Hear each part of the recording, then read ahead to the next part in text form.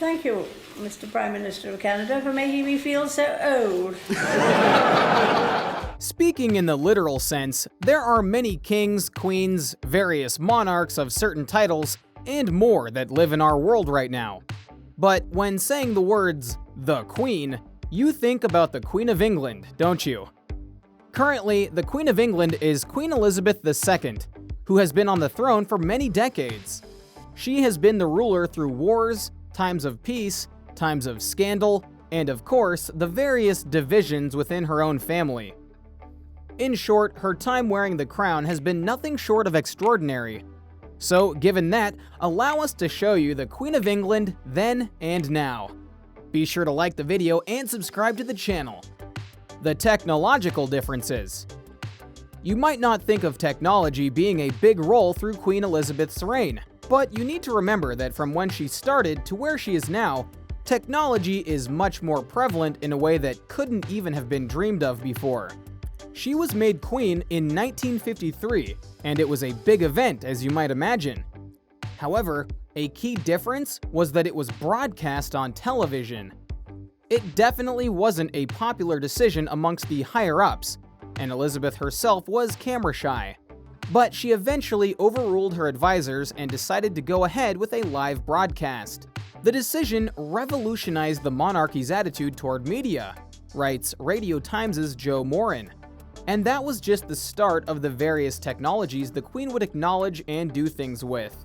Today, the monarchy takes advantage of smartphones and social media to shape its public image. It has presence on platforms like Twitter and Instagram, and employs a digital engagement planner to craft its online messages. The monarchy may no longer be as private, but its message is still impeccably controlled, showing that much like the nations of the world, the Queen is more than happy to go and adapt to the changes in technology that are put around her.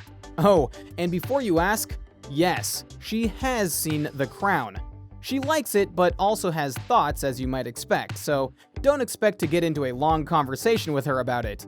The conflicts with Northern Ireland. Now, let's talk about one of the biggest conflicts that the Queen of England has had to deal with in her reign: her neighbors within the UK. You see, as Elizabeth took the throne, Northern Ireland had been ruled by Protestant Unionists who favored remaining part of the United Kingdom for decades. But in 1968, tensions over whether Northern Ireland should become part of the Republic of Ireland, the sovereign state with which it shares an island, boiled over. For the next 30 years, Elizabeth watched Northern Ireland explode into a seemingly endless cycle of violence, marked by bombings, riots, and guerrilla warfare. She even lost a family member via one of those attacks, and yet still insisted in going to the country in 1977 to protest what was going on there. Fast forward to 1998, and the conflict ended with the Good Friday Agreement. She would speak about it in 2011 and said, "To all those who have suffered as a consequence of our troubled past, I extend my sincere thoughts and deep sympathy," she said, a near apology that marked the monarchy's desire to move forward. It was seen as the beginning of a new era of tenuous peace between monarchists and separatists. The nation she reigns over. Now, let's talk about something that absolutely changed during Queen Elizabeth's reign that most people wouldn't think to talk about unless they were British. The actual empire's size. Because it was a lot bigger when she started, and smaller when you look at it now. When Elizabeth began her reign, Britain had more than 70 territories overseas, but she inherited an empire in crisis. During the 1960s, it gave up colony after colony in an atmosphere of revolt and insurrection. Slowly but surely, the size of the once great British Empire dropped in scale, scope, and reach. Today, Elizabeth is the monarch of just 16 countries, known as the Commonwealth realms. The Commonwealth bears no resemblance to the empires of the past, she said in 1953, perhaps anticipating the end of the British Empire. It is an entirely new conception, built on the highest qualities of the spirit of man: friendship, loyalty, and the desire for freedom and peace. To that new conception of an equal partnership of nations and races, I shall give myself heart and soul every day of my life. This is a key part of the world as we know it, because empires rise and fall, grow and shrink with the times. And it was ironically their ally in the United States that helped put a stop to the colonialism that they had undertaken for decades on end. Not that her reign has been any easier with the smaller size, as recent years with the Brexit vote, questionable prime ministers, and royal family squabbles have proven that, large or small, a lot of pressure is on the crown to handle various matters. The royal family.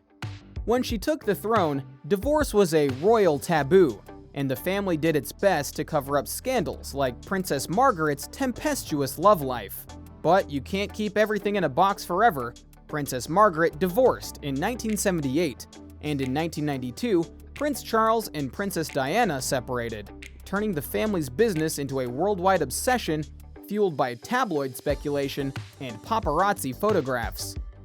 Today, divorce is no longer taboo, and the family's ups and downs, from Diana's tragic death in 1998 to Prince William and Harry's well-publicized weddings, and so on and so forth. Everything is out in the open, and that might be for the best in some people's eyes.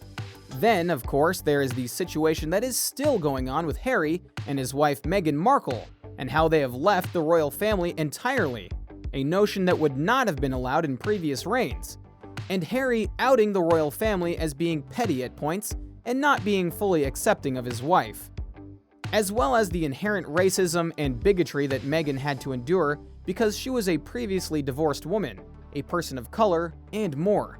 In other reigns, the royal family would have handled this internally, but nowadays, you can get an interview with James Corden or Oprah Winfrey and literally air the dirty laundry of the family for the whole world to experience in high definition. The Queen and the people. When people think of rulers, many see them as either those who are among the people or lord over them. Which was Elizabeth? It depends on the time. The early days of Elizabeth's reign were relatively sheltered, and her subjects were more likely to get a glimpse of their queen from far away or on television than in person. Even her trips abroad were heavily secured, as you can imagine. That changed in 1970 when Elizabeth went on her first walkabout during a trip to New Zealand. The practice, a limited meet and greet with excited crowds, has been a tradition ever since, and has put Elizabeth in direct contact with thousands of subjects over the years. Not to mention, when England held the Olympic Games, Queen Elizabeth was there for all to see, including having Daniel Craig, aka James Bond, be her Secret Service guard and escort her to the games in epic fashion. So she has grown to be more interactive, if you will, and the people do appreciate that. The age of Queen Elizabeth II. Elizabeth was just 25 when she took the throne, and she's been alongside and met some of the most important people in history, both in regards to Europe and abroad, like Winston Churchill, Joseph Stalin, and Dwight David Eisenhower. But during her more than 6 decades on the throne, Elizabeth has outlasted them all, becoming a potent symbol of continuity even as the world has changed around her. Today, she's the longest-lasting British monarch of all time, which says a lot when you think about it. History and the Queen. So, how will Queen Elizabeth II be looked upon when history is all told? Well, she'll definitely be remembered as someone who helped keep the nation together through stressful times and times of turmoil. Despite what many might think, she's still a force in the world today, and her words carry weight.